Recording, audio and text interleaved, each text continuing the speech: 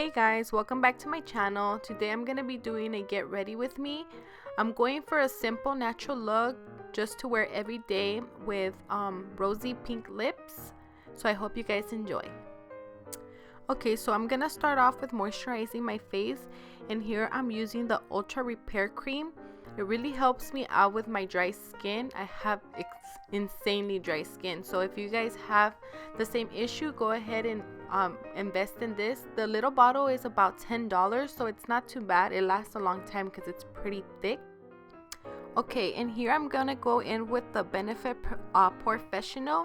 This is my favorite primer, not only because it smells good, but it covers up my pores and it makes the perfect canvas for my foundation. As you can see, I'm also gonna be going in with the Cover FX Illuminating Primer, and I wanted to try it out because I got it in my last month's bag. I'm just putting it in the top of my cheeks and by my nose, just where I wanted to kind of stand out and highlight a little bit.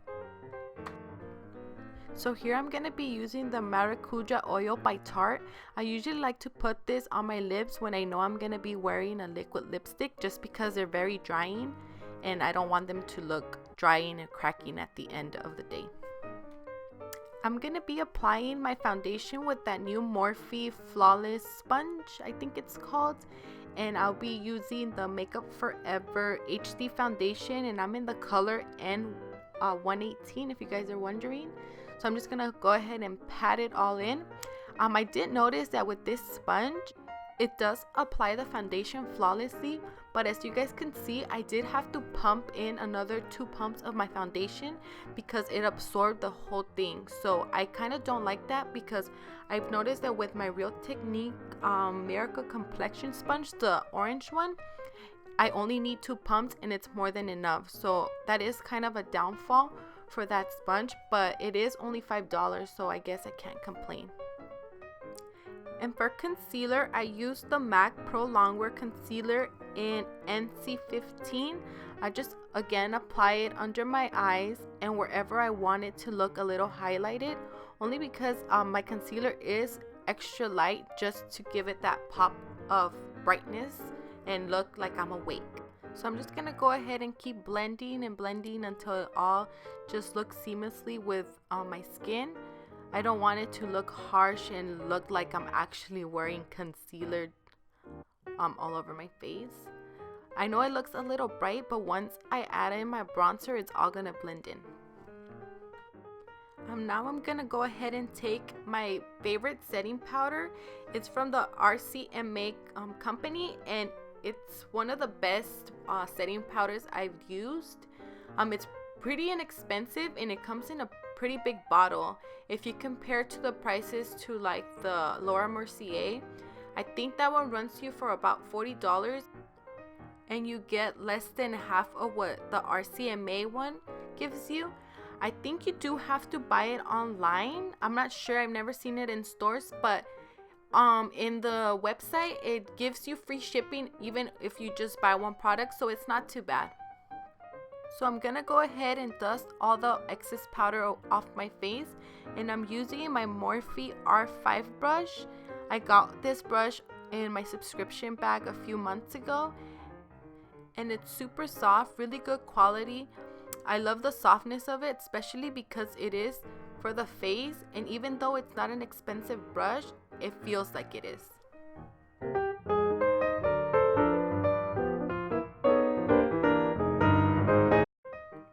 Moving on to brows, I'm gonna go ahead and grab one of those spoolies to brush my eyebrows, just to make sure that they're nice and detangled, and I can go ahead and put the product right between the hairs without it getting stuck. And I'm gonna be using the Anastasia Beverly Hills Dip Brow Pomade in dark brown. And I'm gonna be using the MAC 266 angled brush. It's a very thin, precise brush. I like it because it gives me perfect control to go over my eyebrows and to carve the bottom and top, just to make it look a little bit more precise.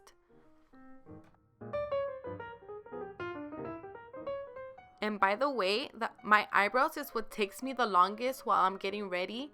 Usually it takes me from 10 to 15 minutes just because I want them looking as similar as possible, even though it's impossible.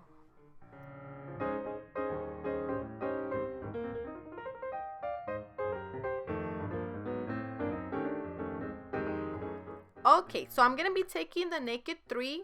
It's one of my favorite palettes just because of all the pink undertones in it. So I'm going to be taking that shade Nooner all over my crease using my Morphe 501 brush. It's one of their fluffy brushes, and all I'm trying to do here is just kind of create the base just so I can use a darker color and it could transition a little better and it won't look too harsh when you're done.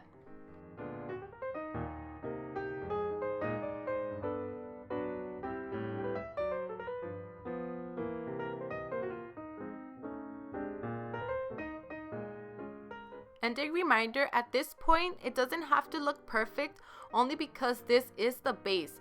I'm going to be grabbing a darker color in the shade Factory and focusing it out in my outer V with the Morphe 200 brush. And what that does is that it just blends in the outer and it looks like you're going from darker to lighter as you go into your eye, making it look a little bit more natural and not as harsh, opposed to not putting that base color. It won't blend in as flawlessly. So here I'm going to be taking those two colors. One is in Dust and the other one's in Strange, using the Morphe 209 brush. What I'm trying to achieve here is just a little pop of brightness, not too light. I'm not trying to make it look like I have white in my lid, more like a little bit of brightness, just so it's not too dark.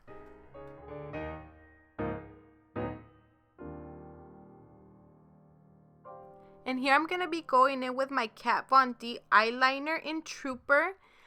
This eyeliner is almost comparable to that eyeliner I got last month in my Ipsy bag, the Aiko one. They're both the same size and they both have the same tip. So if you're looking for something cheaper, I would go with the Aiko eyeliner. But if not, this Kat Von D one is pretty good.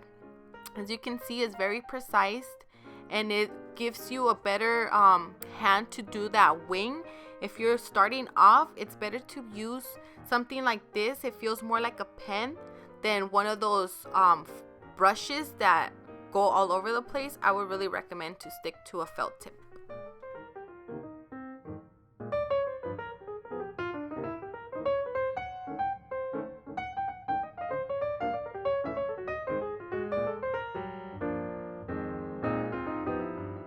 Here I'm going to take my Morphe M165 and I'm going to dip it into the color Factory just to give it a little color. It's the color I used on my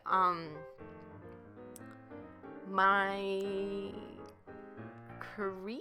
Yeah, the color I used on my crease. And then I'm going to go ahead and dip it into the color Mugshot just to darken it up. It ties it all together and it makes it look a little bit more smoky. And for mascara, I'm using the L'Oreal Power Volume Mascara for volume. And it's one of my favorites just because it doesn't leave your eyelashes clumpy. And just to separate them, I like to use the Benefit They're Real Mascara. It does a really good job because the brush is one of those stiffer brush, kind of like a comb. And it just goes perfectly between the eyelashes and just brushes them out perfectly and gives them that separation.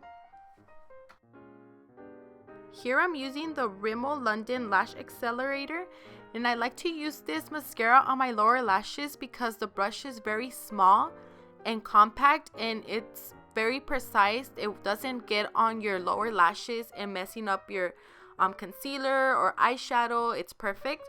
And for my upper lashes, I like to use it because it gives it a little bit of length. And now to bring my face back to life, I'm going to be using the Kat Von D Shade Light Contour Palette. And I like to go in with the darkest shade on the palette with one of the Morphe brushes. I just kind of place it there, and then I like to take the medium color from the palette and just blend it in as much as I can.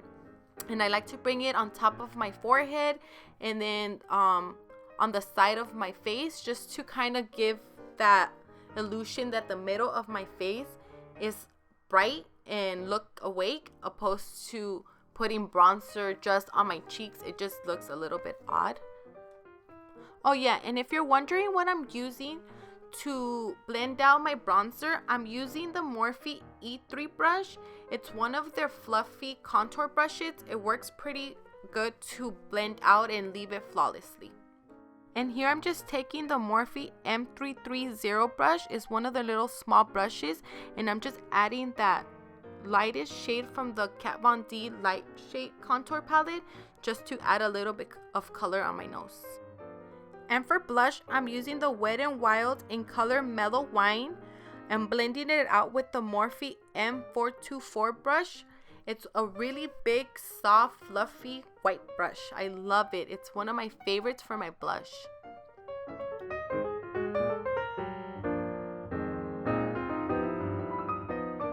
Okay guys, so for highlight, I'm going to be taking my Morphe, ooh, get it girl, get it.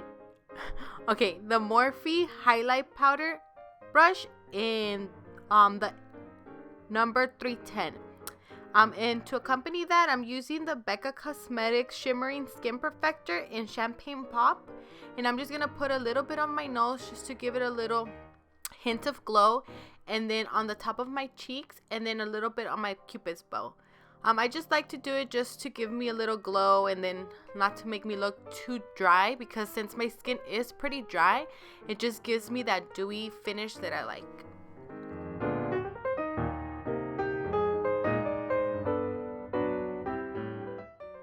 And to finish the look, I'm using the Kylie Cosmetics liquid lipstick in Cocoa K. It's a pinky nude and it's extremely dry when it dries. If you're not into the whole matte look, I wouldn't go for these lipsticks just because they're extremely drying and they could even chap your lips. So that's why I tend to put a little bit of that oil in the beginning, just so by the end when I'm done with my makeup, I can just apply it and it won't be too drying. But throughout the day, I like to just apply a little bit of lip balm just to keep it from cracking.